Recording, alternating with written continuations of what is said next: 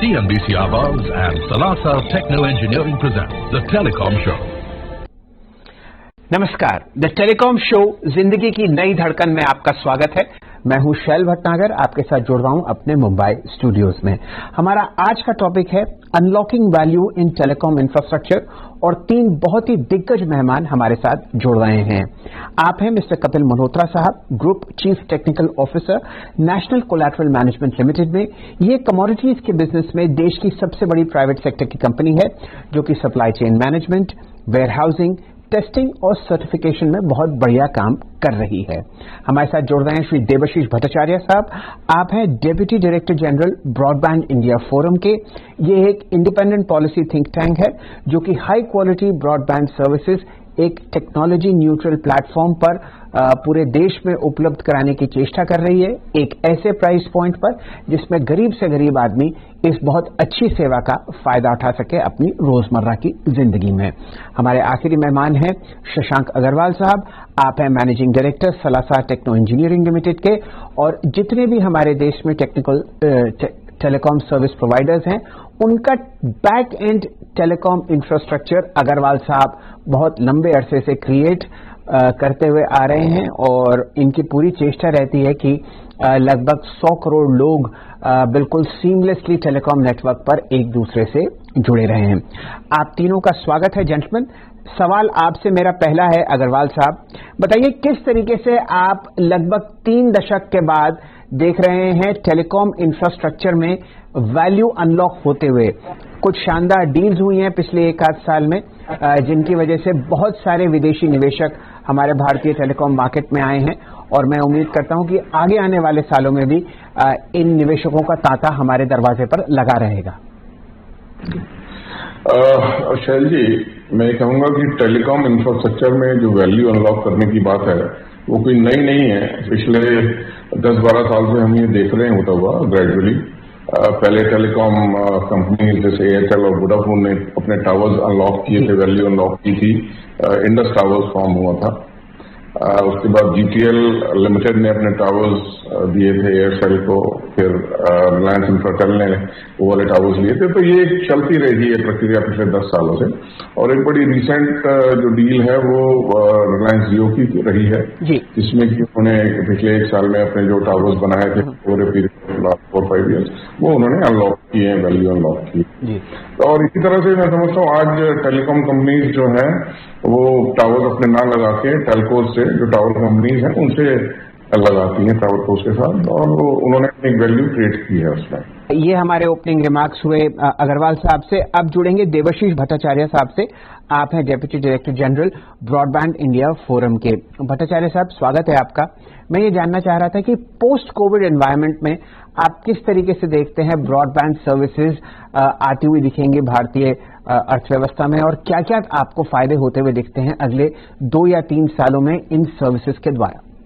Digital infrastructure के माध्यम से हम सब लोग वाकिफ हैं, क्योंकि हम लोग जो है डाटा कनेक्टिविटी आजकल यूज करते हैं। एक टाइम था जब डाटा नहीं यूज करते थे, हम लोग सिर्फ वॉइस कनेक्टिविटी से काम चलाते थे, एक दूसरे को कॉल करते थे। लेकिन आज की डेट में डाटा बहुत ही ज्यादा इम्पोर्टेंट और बहुत मायने रखती है। डाटा को कुछ लोग नया तेल कहते हैं, ऑयल कहते हैं।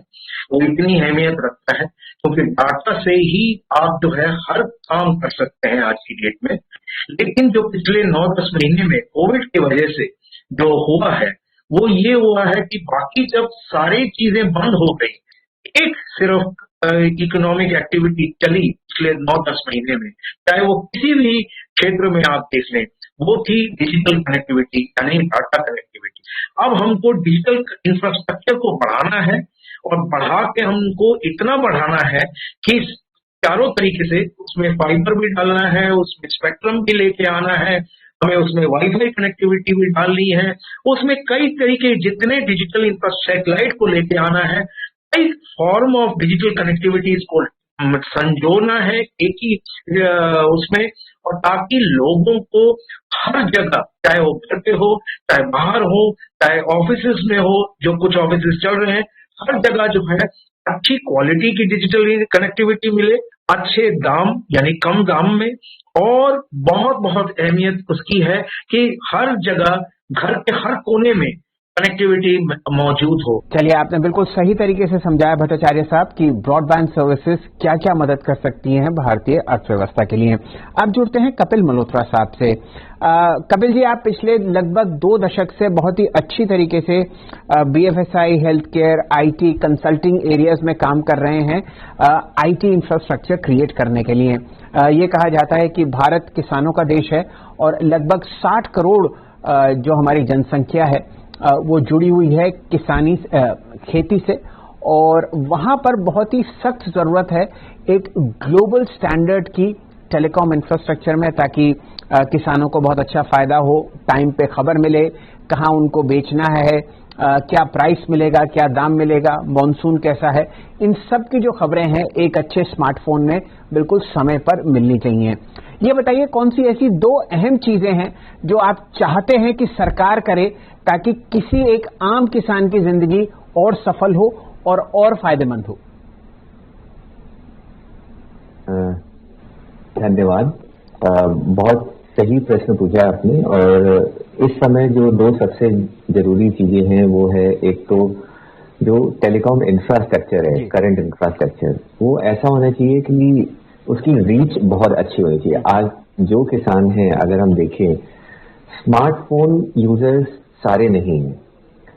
अगर हम स्मार्टफोन यूजर्स की बात करते हैं तो किसानों के पास जनरली आप देखेंगे एक बेसिक फोन होता है और जिसके अंदर एक 2G नेटवर्क आराम से काम करता है। लेकिन स्मार्टफोन की जब हम बात करते हैं तो यानी कि डेटा, वॉइस एंड उसके साथ साथ एप्लीकेशन जी, और आजकल दूसरे कंपोनेंट्स आ गए हैं, बहुत सारी एडवांस एप्लीकेशंस आ गई हैं जो हेल्प करती हैं। यानी कि आपको उसके लिए जो इंफ्रास्ट्रक्चर लेवल है टेलीकॉम का, वो एक बहुत अच्छा बनाना पड़ेगा।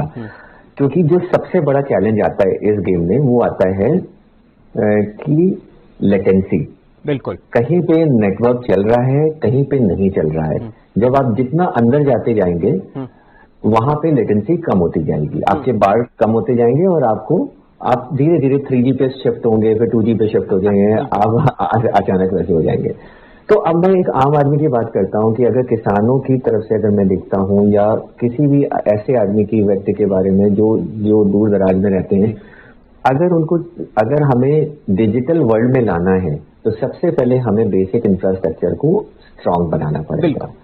क्योंकि अगर आप दूसरे देशों को देखिए, एडवांस देशों को देखिए, वो ये यहाँ तक बात कर रहे हैं कि अगर बुलेट ट्रेन 500 की स्पीड से चल रही है जी, 500 किलोमीटर प्रति घंटे की स्पीड से चल रही है, तो वो अंदर बैठ के वाईफाई, इंटरनेट सब यूज कर सके जी। तो एक साइड दुनिया वहां देख रही है और एक साइड हमें यहाँ पर अपने बेसिक इंफ्रास्ट्रक्चर को उस लेवल तक लाना है कि बेसिक नीड फुलफिल हो सके। बिल्कुल। तो मल्होत्रा साहब ऐसा करते हैं, इस पॉइंट पर जोड़ते हैं अग्रवाल साहब को। ये बात उनके जहन के बहुत करीब है कि किस हिसाब से टेलीकॉम इंफ्रास्ट्रक्चर काम करना चाहिए।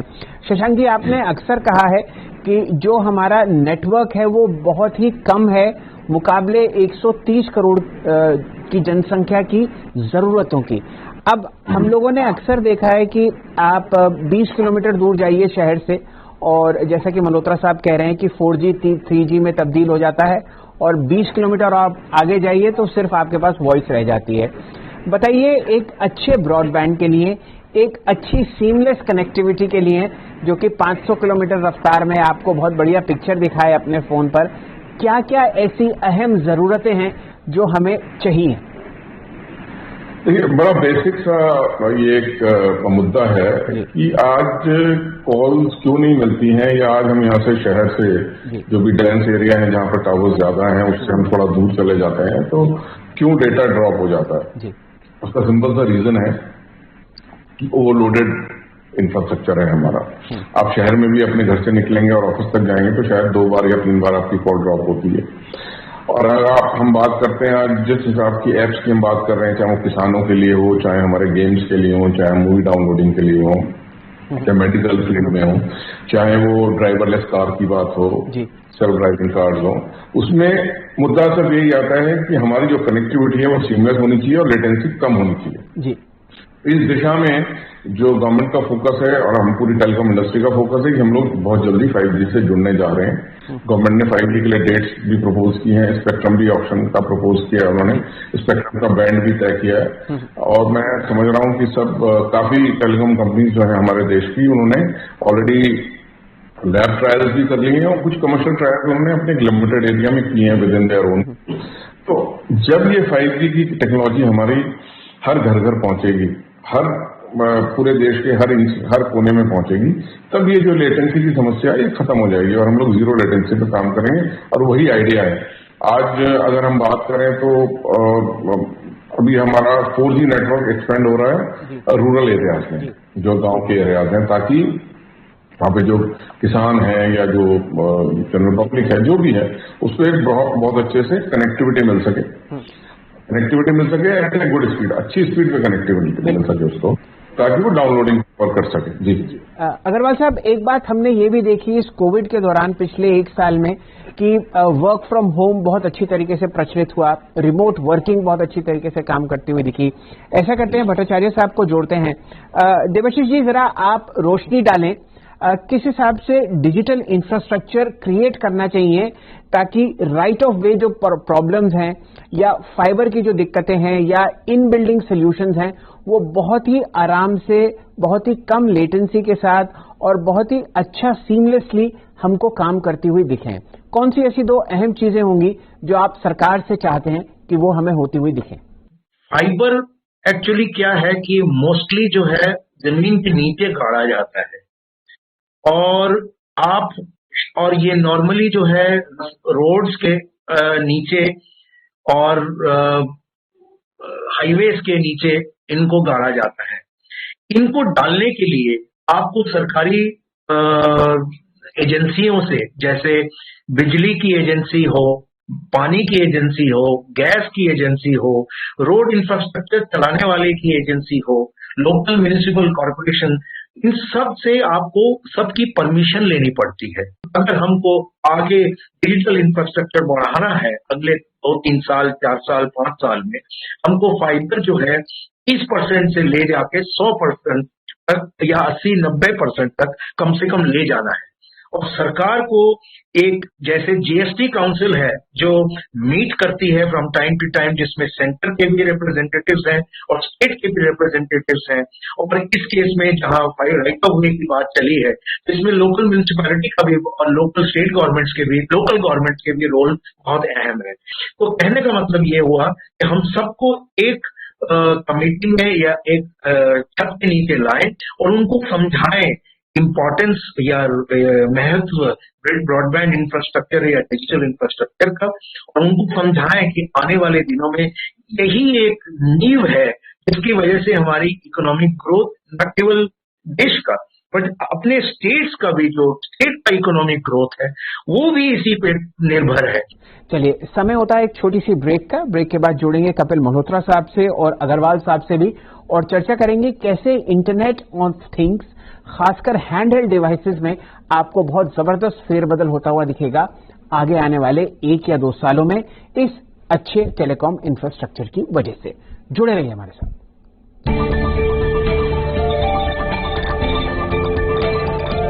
CNBC Awards and Salasa Techno Engineering present The Telecom Show.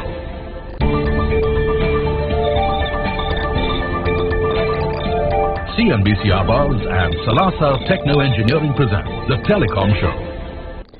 नमस्कार, आपका स्वागत है। आप देख रहे हैं द टेलीकॉम शो, जिंदगी की नई धड़कन, और आज का डिस्कशन टॉपिक है unlocking value in telecom infrastructure. हमारे साथ जुड़े हुए हैं श्री शशांक अग्रवाल साहब, आप हैं managing director Salasar techno engineering limited के।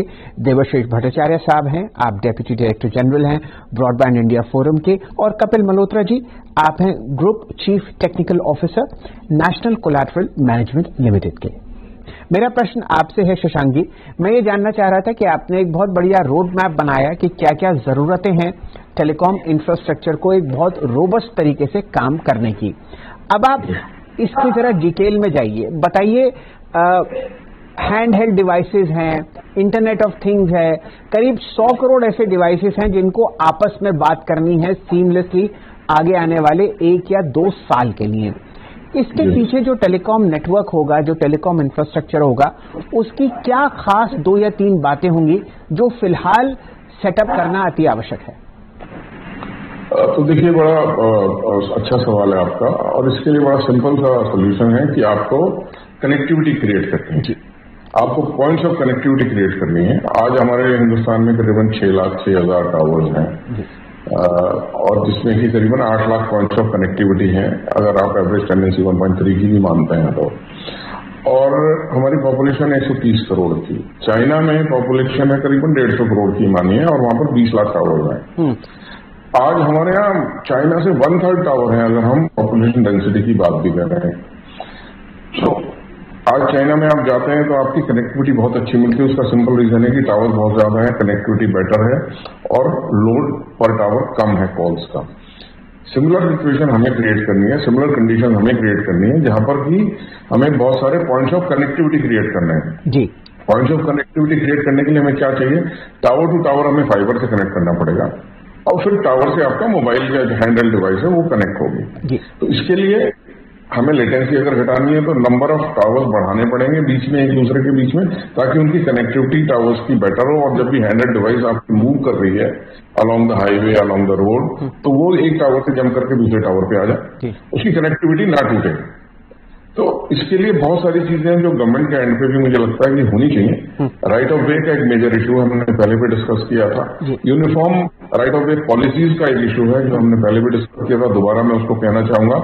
आज हर 20 किलोमीटर 25 किलोमीटर पर आप जाइए तो एक डिफरेंट रूल ऑफ लैंड हो जाता है, लॉ ऑफ लैंड बदल जाता है। आज दिल्ली में अगर साउथ दिल्ली म्युनिसिपल कॉर्पोरेशन है तो उसका कुछ रूल है, नॉर्थ दिल्ली में जाएंगे तो कुछ और रूल है, दिल्ली से बाहर नोएडा में जाएंगे तो कुछ और रूल है, और फरीदाबाद में जाएंगे तो कुछ और रूल है, और गुड़गांव में जाएंगे तो कुछ और रूल है।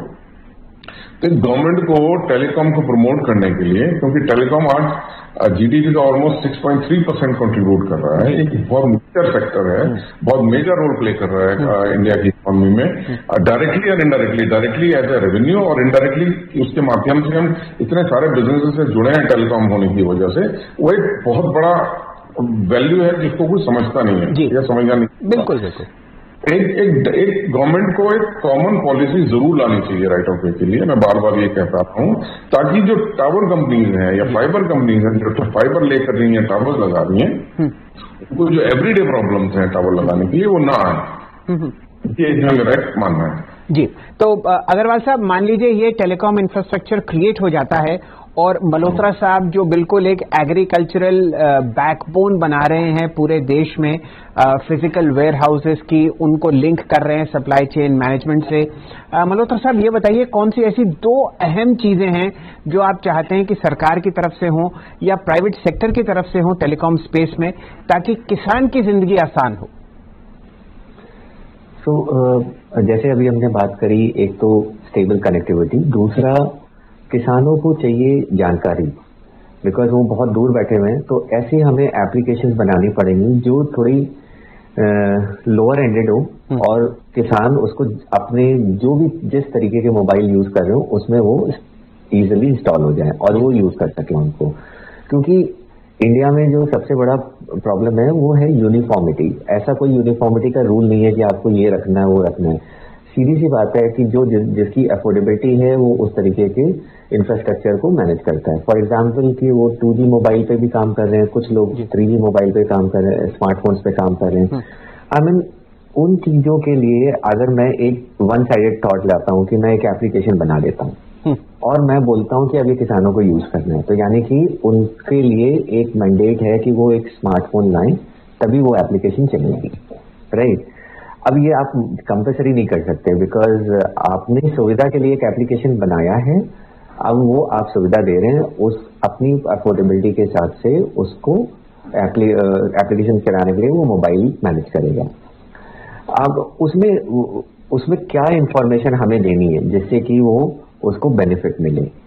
एक तो जब भी हम को बात करते हैं, कभी दूर दराज में जो लोग हैं उनकी बात करते हैं, तो उनको सबसे पहले चाहिए कि जो भी जिस धंधे में वो लोग हैं उनकी विशेष जानकारी मिले, और अपने एरिया के बारे में, जहाँ पे वो, जैसे अगर हम फार्मर की बात करते हैं तो वो फार्मर किस मंडी में जा सकता है और किस वेयर हाउस में अपना माल रख सकता है, वो किस बैंक के पास जा सकता है, इसमें टेलीकॉम का बहुत मेजर रोल है। बिल्कुल। बिकॉज अगर टेलीकॉम सुविधा ठीक नहीं होगी तो वो इन चीजों को, इन इंफॉर्मेशन को एक्सेस नहीं कर सकता, because you need a underline base infrastructure, और आपका अंडरलाइन बेस इंफ्रास्ट्रक्चर जो है वो है टेलीकॉम, इंटरनेट, ब्रॉडबैंड, ये सारी चीजें उसमें इंक्लूडेड है। और आजकल जो एप्लीकेशन है हमें थोड़ी इस तरीके से भी बनानी चाहिए जो थोड़ा यूजर फ्रेंडली हो। तो ये आपको चाहिए बहुत सारी एप्स 17 भारतीय भाषाओं में, ताकि हमारा किसान उसको एक सिंपल स्मार्टफोन पर डाउनलोड कर ले और उसकी जिंदगी बहाल हो। अग्रवाल साहब, मेरा आखिरी प्रश्न आपसे है। एक डिजिटल कम्युनिकेशन कमीशन की तरफ से रिकमेंडेशंस हैं जो TRAI को भेजी जाएंगी, जिसकी वजह से tower infrastructure, tower service providers को आप शेयर करने देंगे अपने फिजिकल एसेट्स। बताइए कौन सी ऐसी 2 अहम चीजें हैं जो आप चाहते हैं कि इस पॉलिसी में हो? ये मैं समझता हूँ ये पॉलिसी जो आप बता रहे हैं ऑलरेडी इन प्लेस है। टावर्स ऑलरेडी लोग आज शेयर कर रहे हैं, फाइबर आप शेयर करने की बात है। अब सबसे ज्यादा जो जरूरी है, मतलब जो एटमोस्ट इम्पोर्टेंट चीज है, वो एटमोस्ट इम्पोर्टेंट चीज यही है कि गवर्नमेंट ये कहे कि आपको राइट ऑफ वे का दिक्कत नहीं होगी टावर कंपनीज को। आज हमें अगर 10 लाख टावर्स लगाने हैं अगले 4 साल में, 5 साल में, जितना 25 साल में पिछले हमने काम किया है, अगर उतना ही काम हमें अगले 5 साल में करना है तो बहुत अच्छी स्पीड से काम करना पड़ेगा।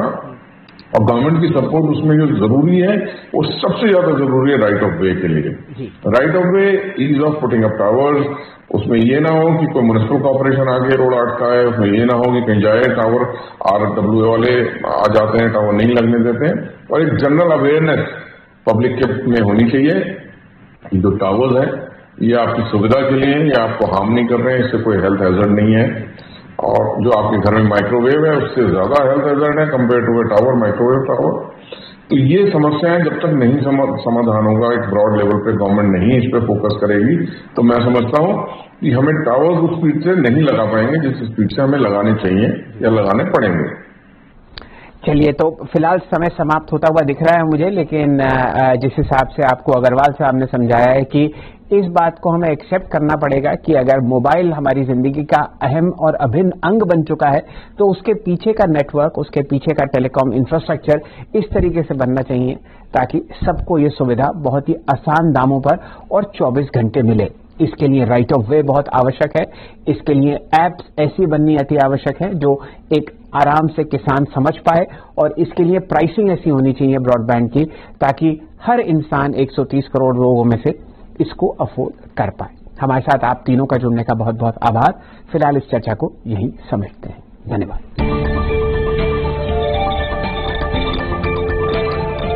CNBC Awards and Salasa Techno Engineering present The Telecom Show.